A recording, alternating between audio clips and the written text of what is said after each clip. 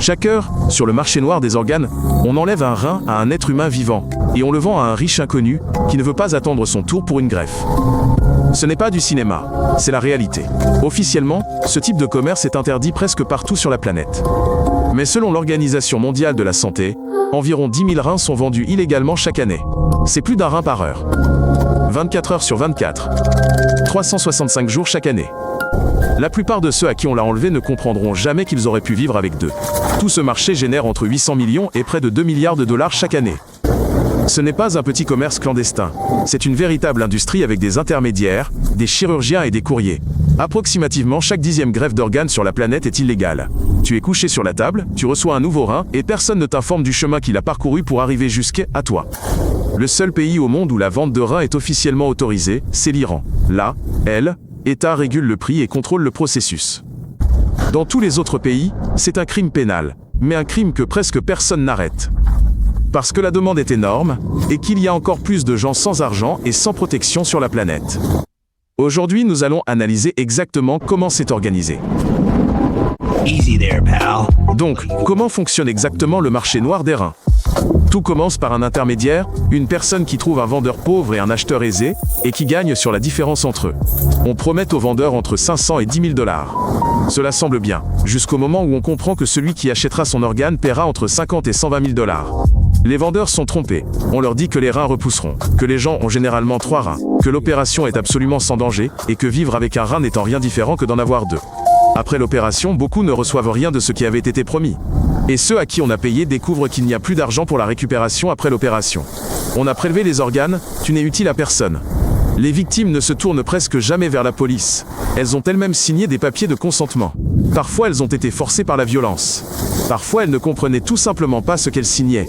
Les complications après l'opération chez ces personnes surviennent beaucoup plus souvent que lors d'opérations légales. Souvent tout se passe dans des conditions d'insalubrité, dans des appartements ordinaires ou des points clandestins. Un camp pour des personnes réinstallées après le tsunami a reçu le surnom officieux de village des reins. Là, presque chaque homme avait vendu l'un de ses organes pour nourrir sa famille. Le marché noir des organes n'est pas le domaine de bouchers ayant des diplômes périmés. Très souvent, ce sont des vrais chirurgiens qualifiés ayant un emploi officiel et une réputation irréprochable. Ces médecins mènent une double vie. Le jour, ils reçoivent leurs patients dans un hôpital ordinaire, puis ils montent dans un avion et s'envolent dans un autre pays pour effectuer une opération illégale, en espèces, sans documents. Pour chacun de ces déplacements, le médecin reçoit des dizaines de milliers de dollars. C'est parfois plus que son salaire annuel à la clinique officielle. Il est difficile de résister, surtout si les chances de se faire prendre sont faibles. C'est précisément pour cela que ces personnes sont extrêmement difficiles à attraper. Le chirurgien arrive, effectue l'opération, repart, et dès le lendemain, il reçoit déjà ses patients ordinaires. Comme si de rien n'était. Quand la police finit par arriver à un tel endroit, il n'y a déjà plus personne. Seulement des traces de sang, des instruments abandonnés, et pas un seul nom. Tous ceux qui y ont travaillé ont disparu depuis longtemps dans la nature. Dans une affaire retentissante, un chirurgien a effectué des dizaines d'opérations illégales partout en Europe, en volant d'un pays à l'autre. On ne l'a arrêté que lorsque les victimes ont enfin décidé de parler. Toute cette chaîne, ce n'est pas seulement le chirurgien. Ce sont les intermédiaires qui recherchent les donneurs, les employés d'hôpitaux qui ferment les yeux, les chauffeurs, les douaniers et les traducteurs. Un système entier caché. Comment achemine-t-on un organe du marché noir à l'acheteur ? Tu imagines une mallette blindée et un avion spécial ? En réalité, c'est le plus souvent un simple conteneur avec de la glace. À peu près comme pour un pique-nique. Un rein reste viable environ 24 heures à la bonne température. Pendant ce temps, le coursier doit le livrer à travers plusieurs pays et postes frontaliers. Les organes sont transportés sous couvert d'un simple envoi médical, parfois même sans document correct. L'employé des douanes voit un conteneur marqué « envoi médical » et souvent ne vérifie pas ce qu'il y a dedans.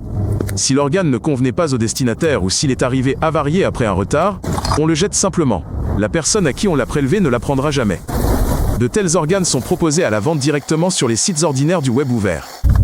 Les plateformes ne suppriment pas ces annonces. Les commentaires dessous sont pleins de vraies personnes, vendeurs et acheteurs. Un site américain vendait ouvertement un poumon pour 40 000 dollars, un cœur pour 85 000 et un rein pour 70 000, comme de simples articles d'un catalogue de magasins en ligne.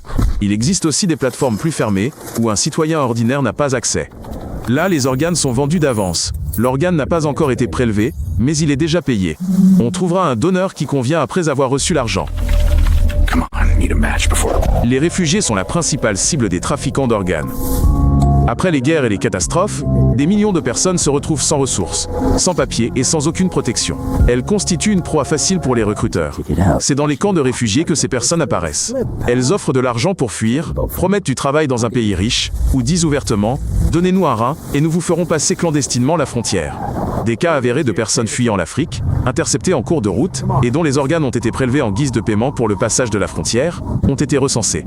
Un rein au lieu d'argent pour voyager. Les conflits de ces 10 dernières années ont engendré des milliers de nouvelles victimes pour les trafiquants d'organes. Plus les personnes désespérées se retrouvent sans protection étatique, plus les offres sur ce marché se multiplient.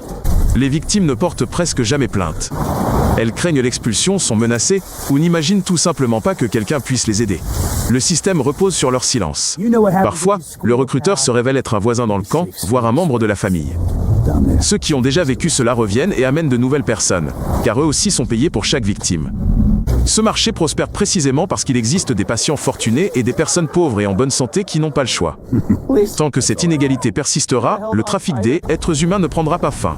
Abonnez-vous à la chaîne et regardez les autres épisodes. C'est important.